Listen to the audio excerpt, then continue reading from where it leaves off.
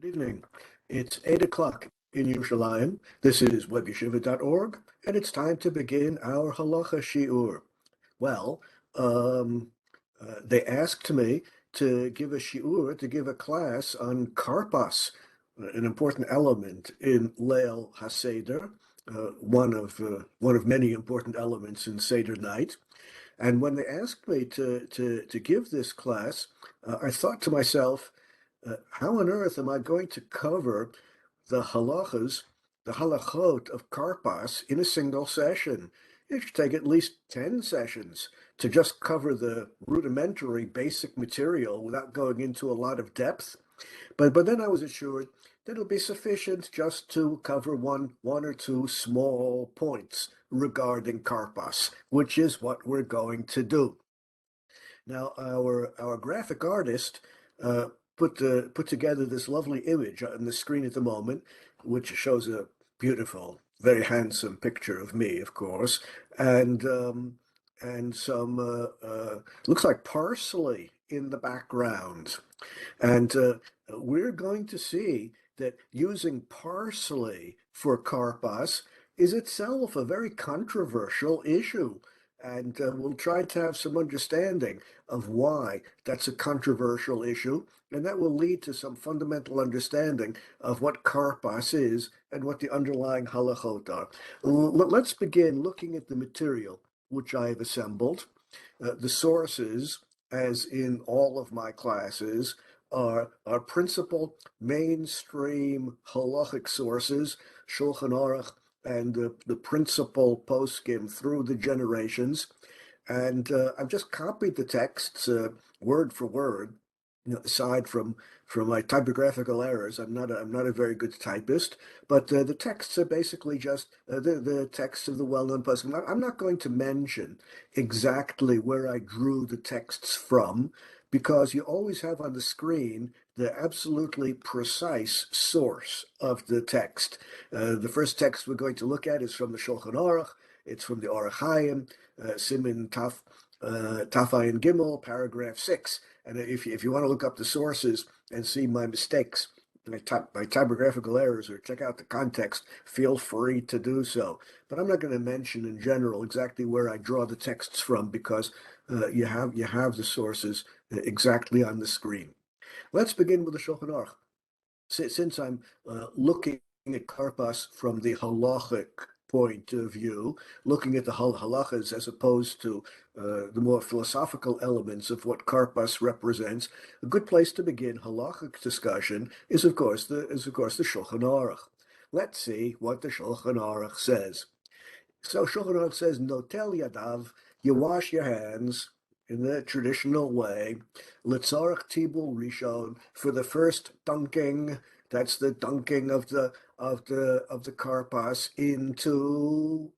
Well, we should spend a few hours talking about what you dip it into, but whether it be salt water or vinegar, whatever your minhag is fine. Is fine, and the most important advice I can give you is to equip yourself with a good Haggadah. Equip yourself with a good Haggadah with good instructions in it, and if you follow the instructions in a good Haggadah, then you'll be halachically okay in Leil HaSeder. And if you and your family, your community has specific minhagim about what to do here and what to do there, by all means, follow your minhagim, even if they don't square exactly with what we're learning here tonight. First, the Shulchan Aruch says you wash your hands in the traditional way before karpas. V'lo yivarech ala netila. The netilas yadayim has no bracha associated with it, unlike netilas yadayim for bread, where there's a bracha. No bracha recited for karpas. I think everyone knows that. Yikach me'akarpas pachot mekazayit. It's important to take only a very small amount of karpas, less than a kazayit. Halachic measurements, kazayit, kabetza, all have to do with volume, less than the volume of of an olive, just a small amount of karpas. The reason you want a small amount of karpas is so that you won't get into a question of whether or not to say bore nefashos rabos, whether or not to say a bracha after the karpas. If you eat a lot of karpas, a lot of vegetable, more than a kazayit, then you put yourself in the middle of a machloket, you put yourself into the middle of a controversy amongst the poskim, but whether or not you should say a bracha after eating the vegetable, or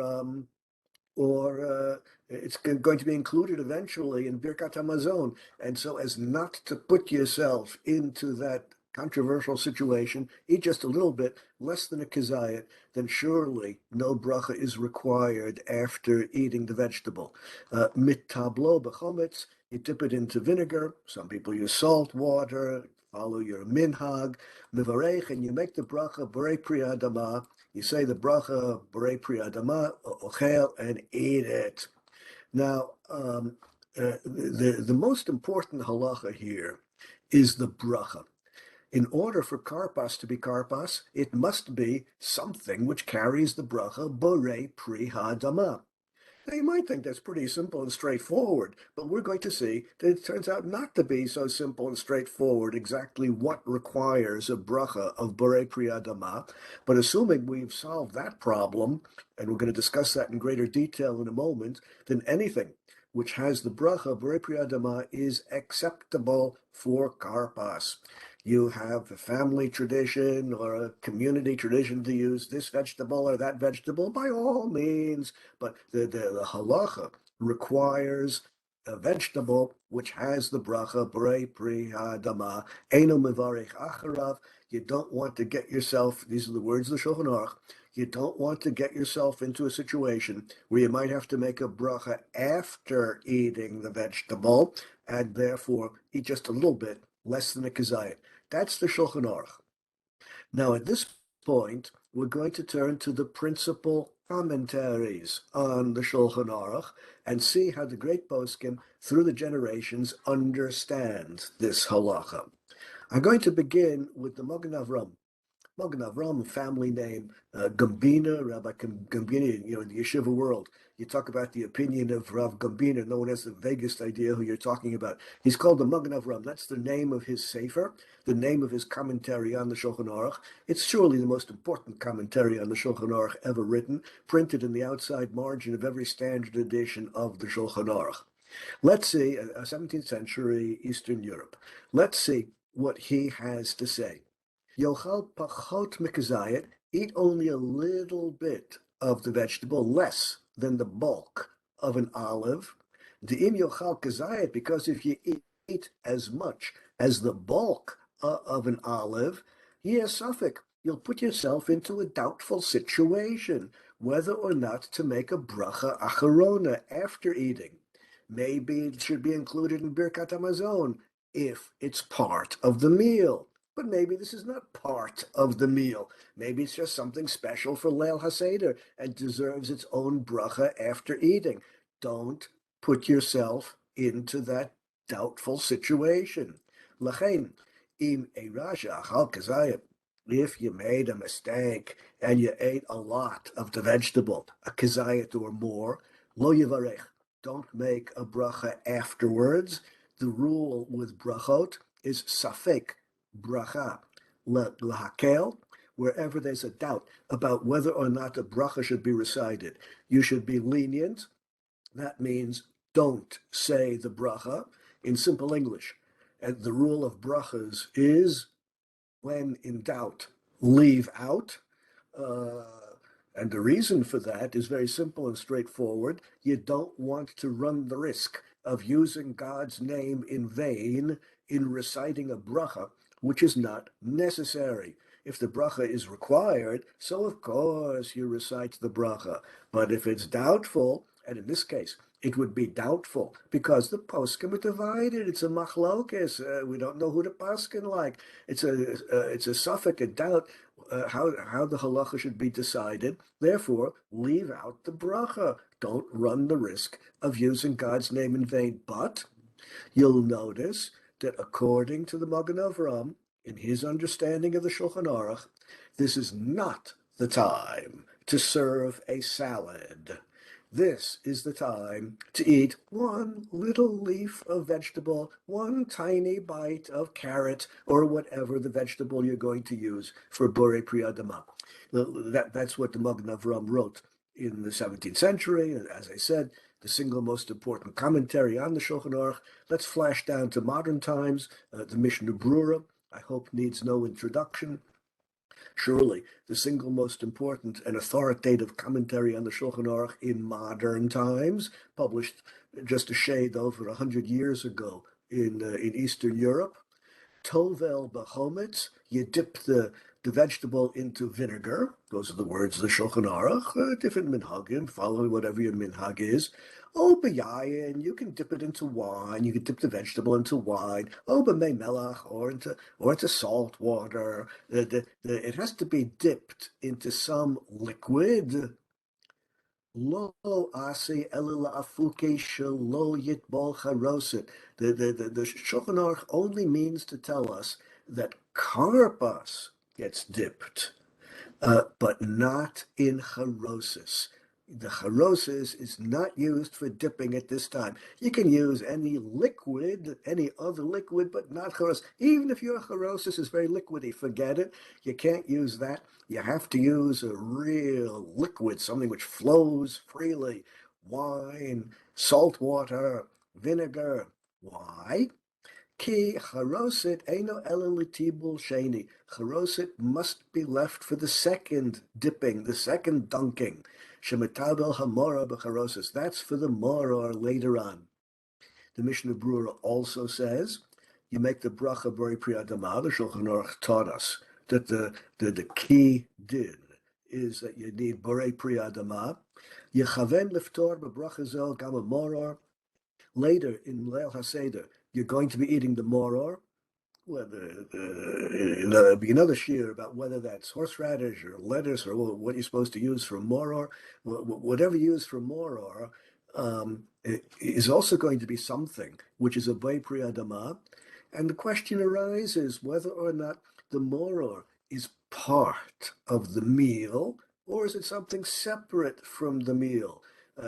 Since it's before Hamotzi Lechem Min Haaretz, so the moror should also get a Borei Pri Adama. When you're making the Borei Pri Adama on the karpas, have in mind that the Borei Pri Adama on the karpas covers also the moror, which you're going to be eating later. That's the rule. We don't want to increase the number of brachot we say. We always want, wherever practical, to minimize the number of brachot we recite, again, so as not to run the risk of using God's name in vain in the bracha. Well, one Borei Pri Adama will cover both the karpas and the moror, and you should have in mind that that's what you want, so you won't require a second Borei Pri Adama when you come to eat the moror. Yochal achakach, first you make the bracha, and then you eat. Well, that's fairly simple and straightforward. What have we learned? Among other things, this is not the time to eat a salad.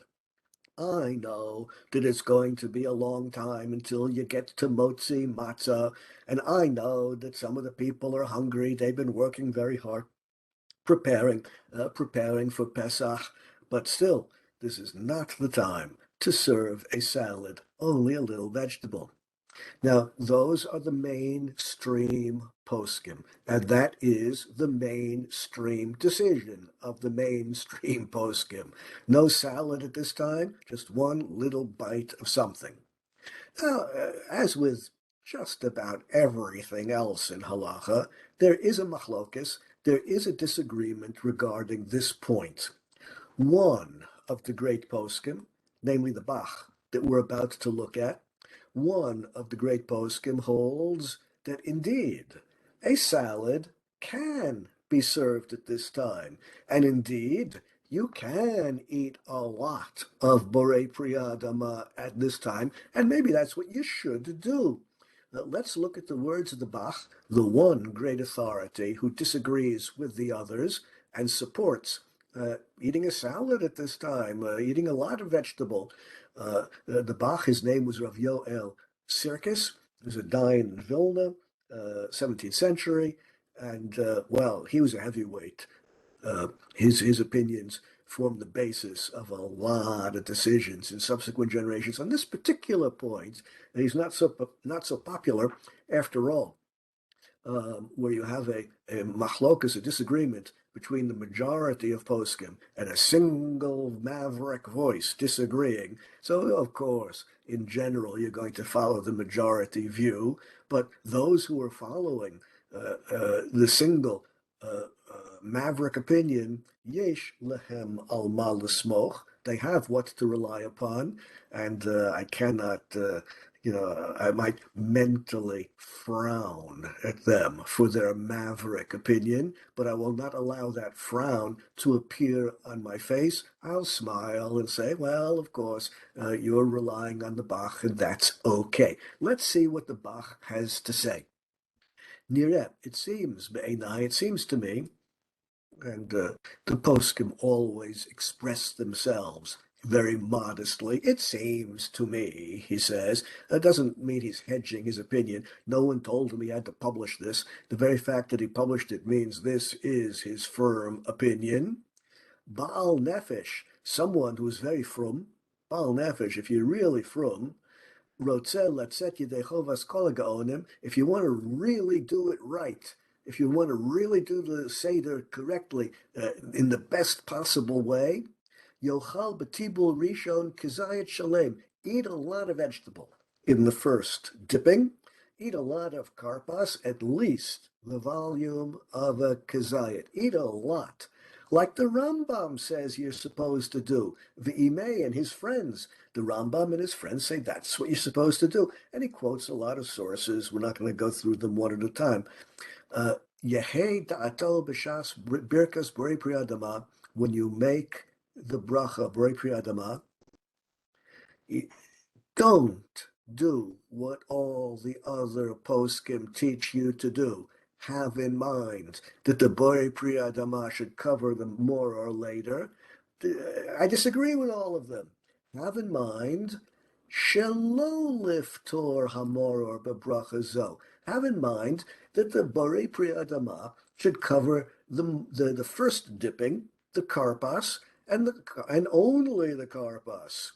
Then, when you get to Moror later on, Memela Chayev Levarech Achar Tibul Rishon Brei Nefashos Rabos. Then, after the karpas, after you've eaten a lot of it, a lot means a kazayat or more, then you'll say Bori Nefashos, and all will be well. So here we have a maverick opinion of the Bach, which indeed supports those who are serving salad at this time. Someone who asks for advice.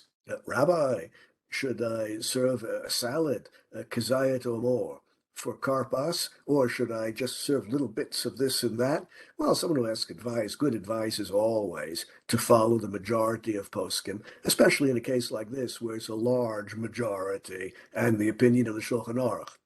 On the other hand, someone who does not ask advice and for whatever reason is following the minority view, there's no reason for me to shake my finger at that person and rebuke them, even if I'm quite sure that they would accept my rebuke and change their ways and start doing what I think is best. There's no reason to rebuke them.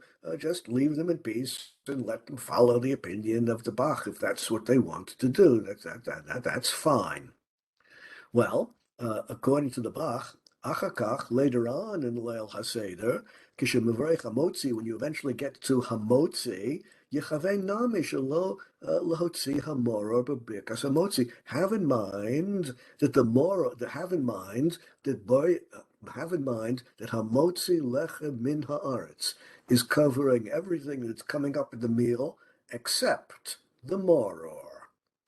The Yachzor V'yivarech al hamoror borei pri hadama, and make a borei pri hadama on the moror, together with the bracha asher kidshanu b'mitzvotav v'tzivanu al achilas moror. On the moror you'll make two brachas, one Borei Pri Adama, and another one, Achilas Mora. That's the opinion of the Bach. When you make the Borei Pri Adama on Karpas, have in mind that it should not cover the Mora. When you make Hamotzi, have in mind that it should not cover the Mora. And then when you eat the Mora, you're going to need another Borei Pri Adama plus Alachilas Mora, 2 brachas. You won't find this, as far as I know, you won't find this in any well-known Haggadah, but people who wish to follow the Shita, the opinion of the Bach, are entitled to do so. They didn't ask me for advice, and there's no reason for me to disagree with them. Yachso Yavarech Acharav Borei Nefashos, after eating the moror kazayat, or more of moror, then you'll say Borei Nefashos, because it's not part of the meal. You had in mind not to cover it with Hamotzi Lechem Min Haaretz, so it needs a bracha after you eat it. Ein kan mishum bracha she'ein tzricha. You'll not be guilty in multiplying the number of brachas here. I said before that we always want to minimize the number of brachas. You will not be guilty of using God's name in vain by multiplying the number of brachas, because you're doing it for a good reason, namely to avoid falling into any controversial situation. Okay, that's the maverick opinion of the Bach. Bottom line, anyone who wants advice should be advised to follow the opinion of the majority of poskim, whom we saw represented on the previous screen. Just eat a little bit. Little bit means less than the bulk of an olive. Those who don't ask advice, or for whatever reason, are following the Bach and eating a lot of yerek, a lot of Borei Pri Adama at this point. Well, that's okay. They should just have in mind that the Borei Pri Adama does not cover the moror, and when they come to Hamotzi, they should have in mind that the Motzi does not cover the moror. Then the moror will get 2 brachot before it and 1 bracha after it. Let's go on to the next issue. Some people are not allowed to eat salt. Typically, people with high blood pressure. People with high blood pressure are often advised by their physicians to vastly reduce the amount of salt they take every day. Well, as we saw, even if your minhag is to use salt water, there's not the slightest halachic objection to using other liquids like wine or vinegar, and therefore, if you want to change your minhag, your personal, your family, or your community practice, which was to use salt water, and you want to start using vinegar, go ahead and do it if the reason you're doing it is for medical reasons to keep your blood pressure from rising.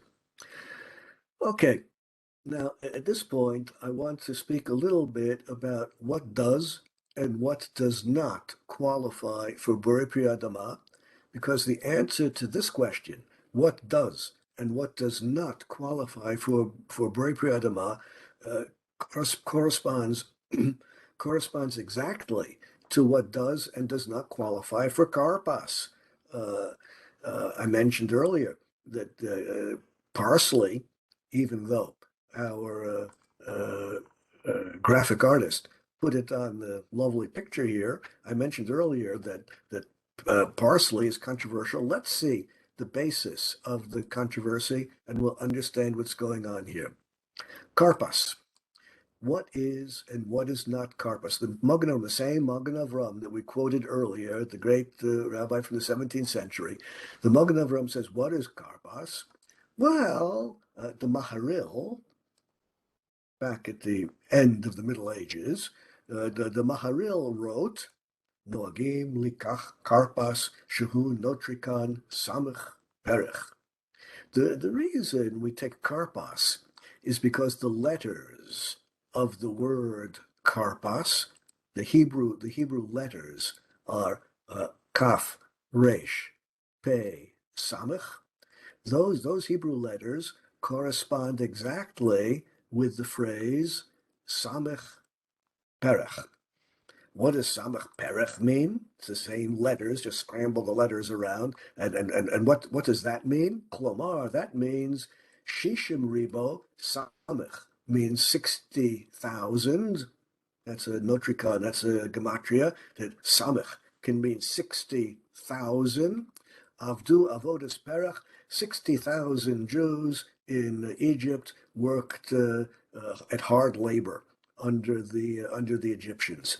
So the karpas is a notricon. You jumble the letters around and you remember the hard work which was imposed upon the 60,000 Jews who were working in Egypt. Well, that's nice. And if this were, of course, in the hashkafas, in the ideas of Leil HaSeder, we would want to expand on that. But we're not going to talk about that. We're going to talk about the strictly halachic issue. Aviv, the father of the Maharil, Hayam Misupaki Butali Kach Petrozin, was in doubt about whether or not parsley is acceptable for karpas. Why? Because karpas, because parsley is better cooked than raw. You might disagree with this. You might rarely have cooked parsley, or maybe a little bit in your chicken soup, and frequently raw parsley in your salad. You might disagree with the facts here, but back in those days, people were rarely eating raw parsley. They were always using it in soup or cooking it in other ways. Imken. And since people prefer to eat parsley cooked, the raw form of parsley does not get the bracha borei priyadama. Rather, shakon yibidvaro. That's what the Maharil's father said. Since there's some doubt about the correct bracha on parsley, it shouldn't be Bori Priyadama, it should be Shakon Yibivaro, no good for Karpas. Anitameh, but uh, the the Magen Avraham says, I'm amazed, I'm surprised, I'm astounded. Here in Poland, in the 17th century, everyone is using parsley for karpas. Why is everyone using parsley when, according to the Maharil, it's a very controversial and doubtful fulfillment of karpas? Maybe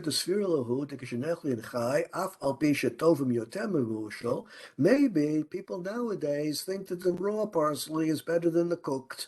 Makom makom, in any event, they make the bracha brei pri adama on the raw, and all is well.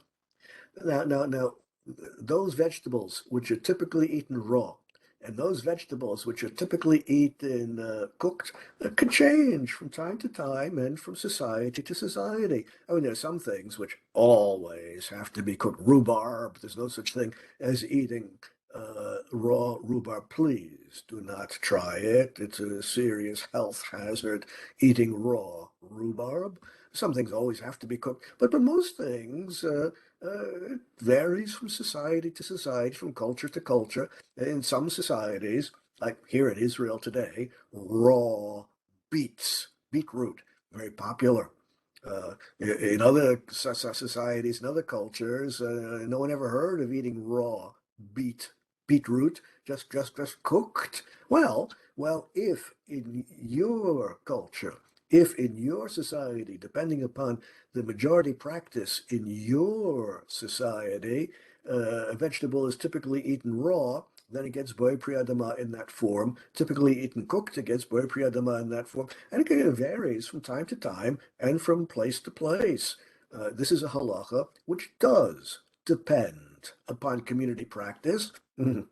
Well, most halachas are just fixed and immutable, but some halachas do indeed change according to community standards, and this is one of them. Uh, a whole series of shiurim should be devoted to the question of how to figure out which halachas change from time to time, depending upon community standards and which don't. But let's leave that for another series of shiurim. The bracha, the rule of the bracha is brei pri adama or shakol yibira. That does depend upon community practice. Makom makom, in any event, dati chochech bazeh, in any event, the Magen Avram says, I can't accept this whole business. Lama bacharu b'davar sheyesh bo plukta. I can't accept that everyone in Poland, or most people in Poland, most Jews in Poland, seem to be using parsley for karpas. I can't make peace with that idea. Why would they choose a vegetable, parsley, which one of the great poskim holds is invalid? Why not just choose another vegetable and avoid the controversy? Just choose another vegetable, which is not controversial. Well, maybe the problem is that in Pesach time, there's not much else to eat except parsley. Now we're accustomed to going to the supermarket, and they've got a vast selection of fruits and vegetables all year long. It wasn't like that in the 17th century in Poland. In the 17th century in Poland, you went to the market and you were happy if they had anything for sale. One kind of vegetable. If there's one kind of vegetable for sale, well, you're happy they had at least that. Maybe they didn't have any choice in those days, and that's why they took parsley, because that's what was available. Maybe that's the reason. But bottom line, it would be better to avoid any controversy. Choose a vegetable which is not controversial at all. Now we come to the main point, which I wish to emphasize. The main point, which I wish to emphasize, has to do with the humble potato. Tapuach hadama in Hebrew, pomme de terre in French. The humble potato, which I know full well, most of you are making the bracha borei pri adama when you eat potatoes. I make the bracha borei pri adama when I eat a potato.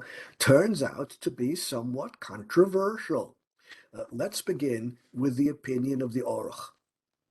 The Aruch, the sefer we're about to quote from, is a really old one. I just photographed the passage. It was written by Rav Natan, Rav Nosson. Rav Natan, back in those days, they didn't have family names. Rav Natan, Rav Nosson, he was a Rosh Yeshiva in Rome, in Italy, in the generation before Rashi. That's really very early in the period of the poskim. And he wrote this sefer, the Aruch, that we have this quotation from. The Aruch is a dictionary of rabbinic Hebrew. You want to know the meaning of some word in the Mishnah or Gemara, so the meaning of some word in rabbinic literature. Well, this is a rabbinic dictionary in the alphabetical order. It was the first great dictionary of rabbinic Hebrew, and remains to this day an essential dictionary for anyone who has lexical interest in the language. Let's see what he has to say. In addition to defining words, he has a lot to say about the halachas pertaining to specific words. Well, here is his halachic statement. Al kmehim v'al patriot, regarding mushrooms. These are two kinds of mushrooms, kmehim and patriot. Regarding these kinds of mushrooms, Yomar shakol nihya b'dvaro. The correct bracha on mushrooms is shakol nihya b'dvaro. Well, I think everyone knows that, but now you know the source for the idea.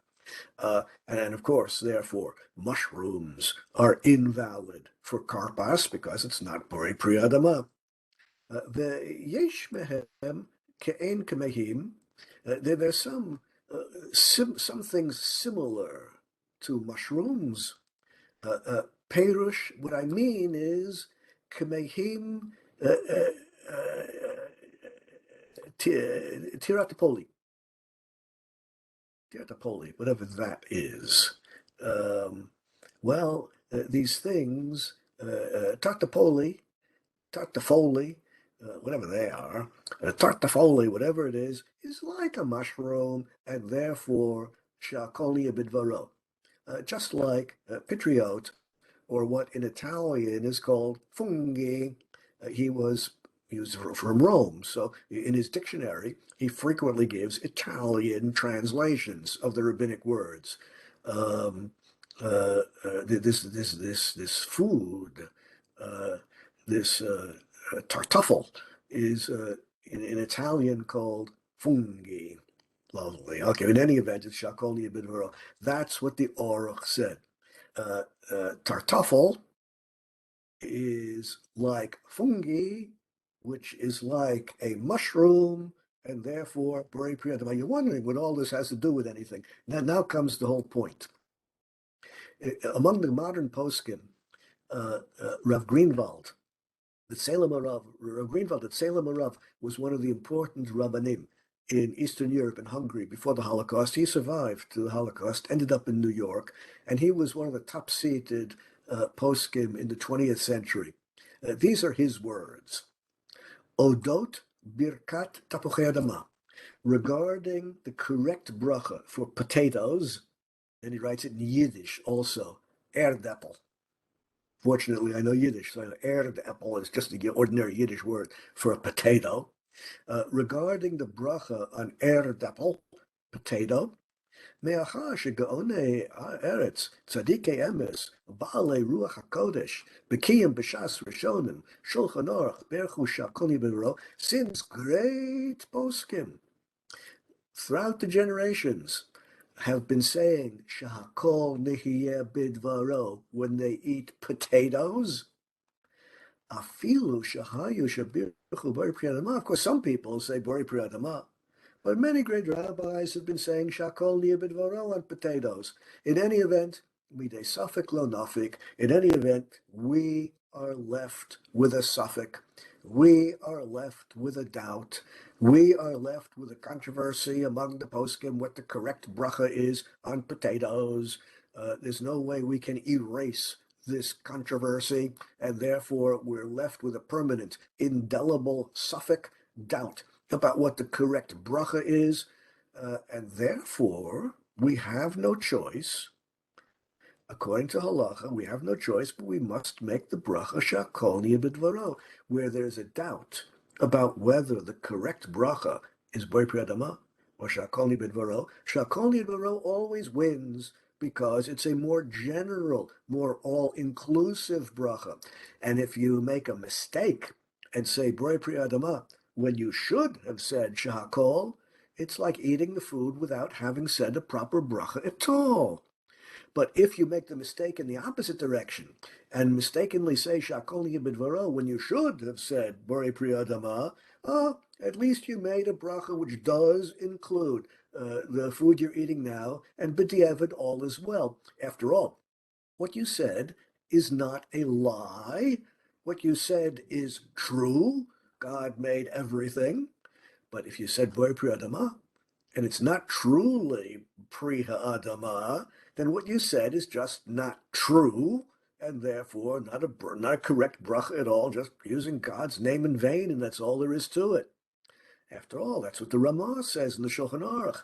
Davar shu safek, whenever you are in doubt, the Ramah says in the Shulchan Aruch, say shakol. V'chein ani noheg. That's what I do. He wrote this in the 20th century. After he survived the Holocaust, he ended up in New York. He said, that's what I do when someone serves me potatoes. I say, shahakol nihiyeh bidvaro. It's a suffix, and therefore we have no choice. Now, this is, according to this, potatoes are simply disqualified for karpas because the principal halacha of karpas is that it must have the bracha b'rei pri adama. And according to the Tzelem Arav, we just read his words on the screen, potatoes must have the bracha shakol nihiyeh bidvaro. Therefore, no good for karpas. Let's see what other poskim have to say. Rav Kanievsky, Rav Yaakov Yisrael Kanievsky, the Steipler Rav. This is the father of the famous Rav Chaim Kanievsky, who just passed away last week.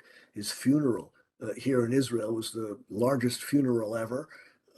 He was highly revered, the son. The father, the Steipler Rav, whom we're going to quote now, was an even greater authority than the son, who just passed away last week. Now, the father whom we're about to quote, like the son, uh, rarely published any chuvas in depth. The father, like the son, the whole family apparently devoted themselves almost entirely to writing very profound halachic works on the theoretical level. But Shelot and Shuvot, simple practical conclusions, this was not the area of concern. The son, Reb Chaim, did answer simple questions, but always with just a 2 or 3 word answer. This is permitted, this is prohibited, this is good, this is bad, without the in-depth analysis. In-depth analysis he reserved for theoretical issues. In any event, the father was the Steipler Rav. He was born in the town of Hornis Steipel in Eastern Europe, in Lithuania, and he came to Eretz Israel and lived here. Let's see what he has to say about potatoes. B'dvar eza bracha al tapuchei adama, regarding the correct bracha on potatoes, Kama tzaddikim, there are great rabbis who say shakol. Well, we just saw that on the previous screen. And why do they do that? Mipnei sheme avir arabu, because potatoes grow from the air. Potatoes depend upon the air. It's not really pri-ha'adama. They don't really grow from the ground. Rather, they grow from the air.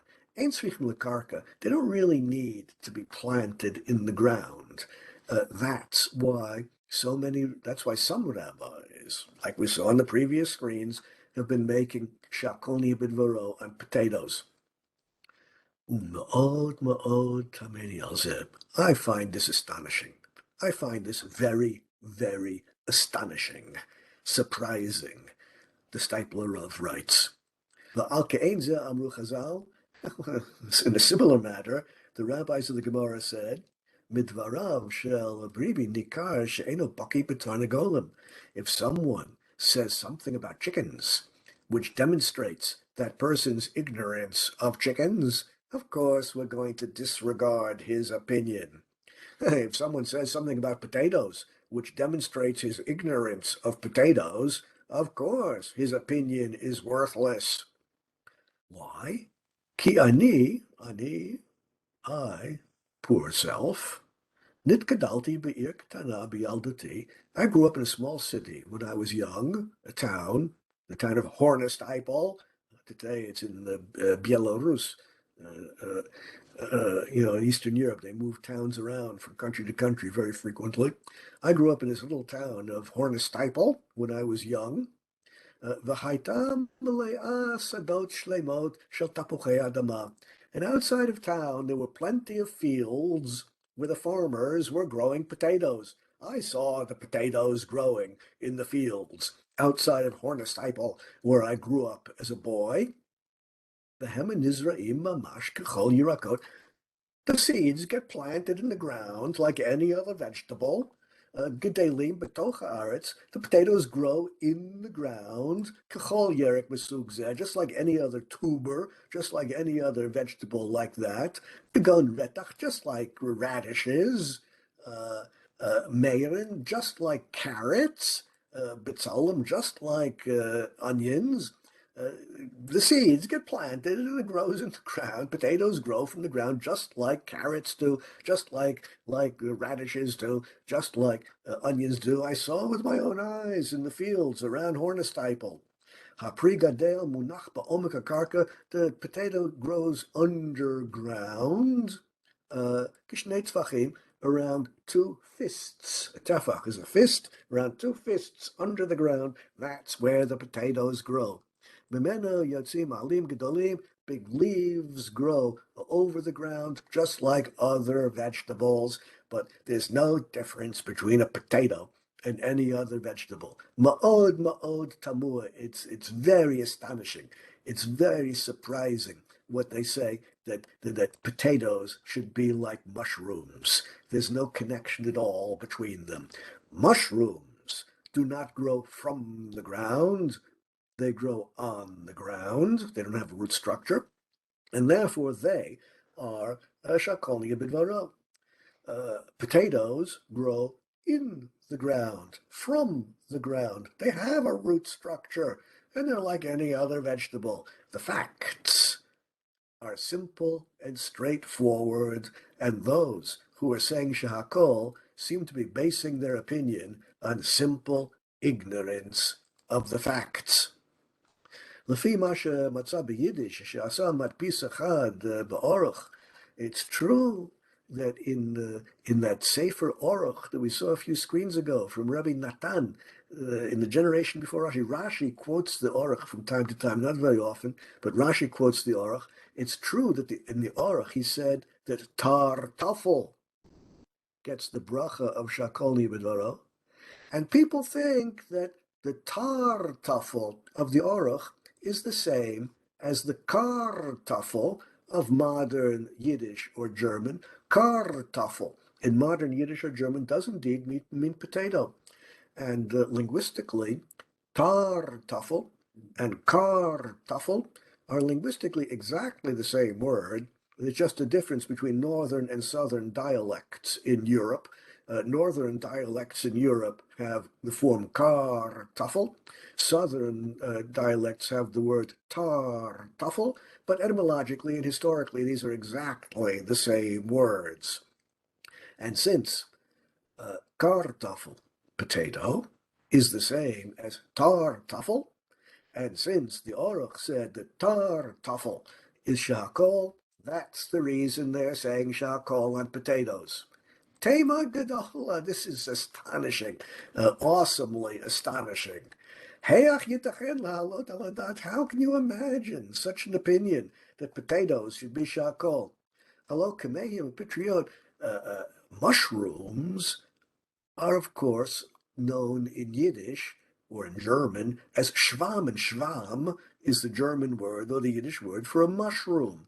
Hem gedelim al haaretz b'li shum hashra. Mushrooms grow on the ground with no root structure. They don't grow from the ground.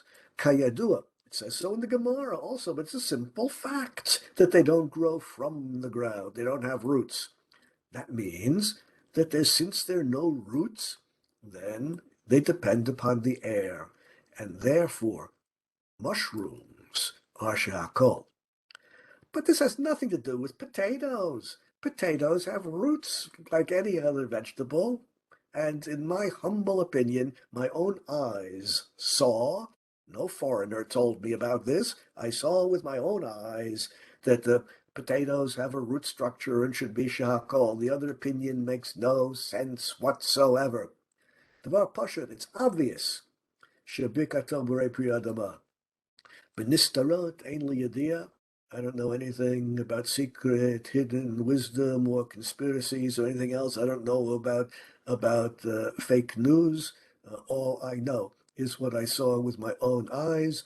It's a vegetable, borei pri adama. Halacha lefi shurat adin pashut. The halacha is simple and straightforward and obvious. Potatoes get the bracha borei pri adama, and therefore kosher for karpas. שוב נתיישבתי שעוד צריכים לברר, אולי יש מכל מקום איזה שינויים בגידולי תפוחי אדמה בהשראתן. Maybe the roots in potatoes are different than other vegetables. Well, don't rely upon anything I say. Go investigate yourself, do your own Google search, and figure out what the facts are, and let the halacha flow from that. So here we have a big machlokas brewing between one side, the poskim who say shakol, because we have a tradition going back generation after generation to the Sefer HaOrach, who says that tartafel is shakol, and our kartafel, kartoshka in Russian, our kartafel, our potato, is just a dialectical variant, but it's the same vegetable he was talking about, as opposed to the poskim who say it's a simple fact that potatoes are a vegetable like any other, and therefore deserve the bracha borei pri adama, and are therefore kosher for for Karpass. The Divrei Yatziv, Kloisenberger Rebbe, again from Eastern Europe, one of the great Hasidic Rebbes, but also a posek in halacha of phenomenal importance. He too survived the Holocaust, ended up for a time in Union City in New Jersey, then came to Eretz Yisrael, and he wrote also about the bracha on potatoes, and he found in some sefer, Tila Moshe, which he refers to, who quotes another sefer, who quotes another sefer, who quotes another tzaddik. They're all saying shakol bidvaro on potatoes. My grandfather initially used to say bori pri adama, but when he heard that there's a controversy on the matter and some people are saying shakol, he thought a few moments and he opened up the Sefer HaOruch and said, this is the source. Kartoffel, potatoes, or tartoffel, shakol. They're right. It should be shakol. They're right. Well, we're just adding more and more opinions back and forth about what the correct bracha on potatoes is. Rabbi Kiva Eger, this I'm quoting now the Shar Tziyun. The Mishnah Brura is divided into three parts. There's the Mishnah Brura part, on the outside margins, on the inside margins, there's the Bir Halacha going into depth on certain points, and there's the Shar Tziyun at the bottom of the page of the Mishnah Brura, which is mostly references, but also references to other opinions on certain important matters. In the Shar Tziyun, the Mishnah Brura quotes Rabbi Kiva Eger, who in turn quotes the Maharil, who in turn quotes. He said, Shehechianu, on Rosh Hashanah, on potatoes. On Rosh Hashanah, on the second night of Rosh Hashanah, one should have some new vegetable, new fruit on the table. So you can make a shechianu. When you make shechianu in Kiddush, you have in mind the new food which you have on the table in Rosh Hashanah. And he used potatoes, Erd, Apfel, modern German or Yiddish word for potato. You might think I've contradicted myself and quoted a number of different words as being the modern Yiddish or German word for potato. Well, that's because in different dialects there are different modern words. It goes so far as in southern German dialects, the modern word for potato is Herdapfel, which means nothing other than an apple which is cooked on the stove. I don't know why they call it that, but that's what they do call it in southern German dialects. In any event, it could be that all of these poskim basing themselves on the Maharil, whom we saw earlier, maybe they didn't actually see potatoes growing. Maybe they didn't know how potatoes grew, and that's why they were making shakol. Maybe there were so few potatoes being grown in those days that the rabbis didn't see that they were being grown in the ground. Maybe the rabbis didn't understand that they grow in the ground and get left in the ground to stay fresh over the winter. Now we refrigerate them, but in those days they kept the potatoes fresh through the winter by burying them in the ground. Nowadays potatoes are one of our principal foods, and we understand that they grow from the ground. Now, one of the modern rabbis, Rav Doblitsky, also from Eastern Europe, ended up in Eretz Yisrael, passed away a few years ago. He pointed out one important historical point. Now, I know that you might not be interested in history, and I know that you might think that history has little to teach us about halacha, but Rabbi Doblitsky, who was an important Rav, thought otherwise. And here is one lesson, one chapter in history which bears upon our discussion. The humble potato is a New World vegetable.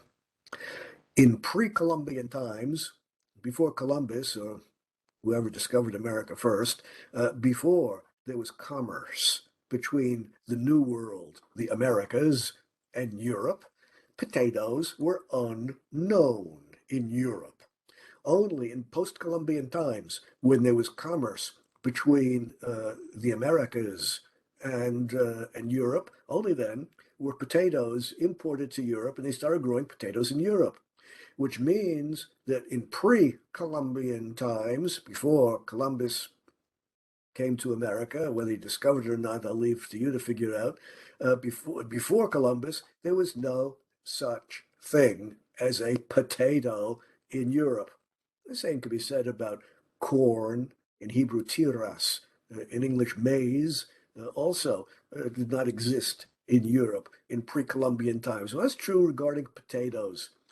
And therefore, it is historically impossible that the Sefer HaOrach, written in the generation before Rashi in the 11th century, it is impossible, historically impossible, that the Sefer HaOrach was referring to potatoes when he said tar tafel, because potatoes did not exist in Europe in those days. They existed only in Central and South America, which of course was unknown to the Europeans in the 11th century. Um, uh, it turns out that tartufel in the earlier sources cannot possibly be referring to potatoes, which then, of course, leads to the question, what did the word mean back in those days?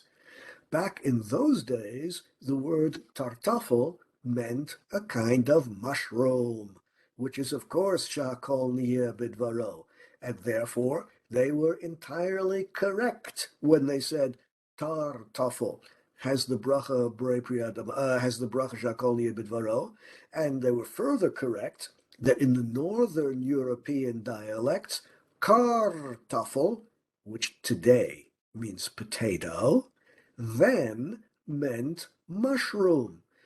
The meaning of words tends to change in the course of time. Open up any historical dictionary, and you'll find that words have one meaning today and they have a different meaning 100 years ago and an even different meaning 200 years ago. The meaning of words tends to change in the course of time. That's why we need historical dictionaries. And tartufel and kartoffel both meant potato.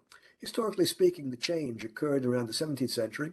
It was only in the 17th century that the word kartoffel changed its meaning from mushroom to potato, because that's the time when potato culture, when growing potatoes, became very common in Europe. Let me point out that the most important historical dictionary which we have today was written by the Grimm Brothers. You're probably familiar with the Grimm Brothers because they wrote all the fairy tales that we have, the Grimm fairy tales. The reason that the Grimm Brothers put together that collection of fairy tales was because they were interested in collecting linguistic documents from different periods in European history in order to be able to trace the history of the meaning of words through the century. And the brothers together wrote this dictionary, which remains today the most important historical dictionary we have of European dialects. And, they wrote it in German. Kartoffel entstand aus Tartüffel. The Northern European word kartoffel derives from the Southern European word tartüffel. And beginning in the 18th century, it became very common. But prior to the 17th century, both of these words referred to mushrooms. That is what the historical dictionary has to teach us. It turns out that as on the facts, the Stipler of was correct. Potatoes do grow from the ground.